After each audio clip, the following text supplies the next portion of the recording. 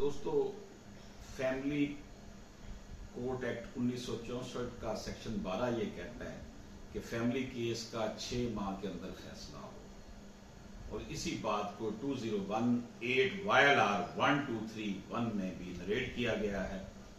लेकिन हमारे यहाँ 2-2 साल हो जाते हैं, फैसले फैमिली कोर्ट्स नहीं करती। एक तो उनके ऊपर प्रेशर बहुत ज़्यादा है केसेस का, दूसरा फिर वो कहते हैं ना, कुछ शहर के लोग भी जालम सन, कुछ मनो मरन दा शौक भी सी, कुछ जिंदड़ी उंज भी औखी सी, कुछ गल च ईमानदार टोल भी सी।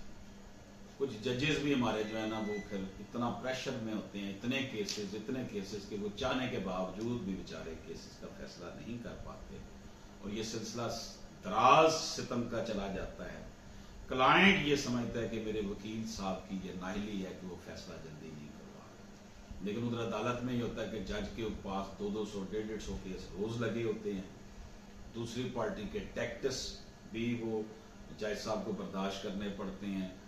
बार मेंबरान जो हैं, बार के उहदेदारान जो हैं, वो आकर प्रेशर जजेस पे डालते हैं रिलीफ लेने के लिए या केस को डिले करने के लिए। इसी तरह फिर जज साहब के पास अमले का मसला है, जी स्टेनो छुट्टी पे चला गया, स्टेनो को डेंगू हो गया, स्टेनो को कोरोना हो गया, जज को कोरोना हो गया, वकला की स्ट्राइक्स, ये इतने महरकात हैं कि ये निज़ाम ख़राब हुआ है।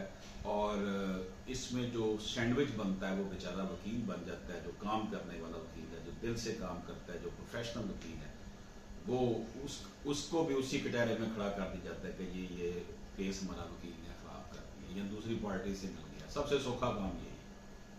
बहरहाल 2018 YLR 1231 में ये कहा गया है कि दफा 12 1964 फैमिली कोर्ट एक्ट ये कहती है कि 6 माह के अंदर फैमिली केस का फैसला किया जाए। इजाजत दीजिए। अल्लाह।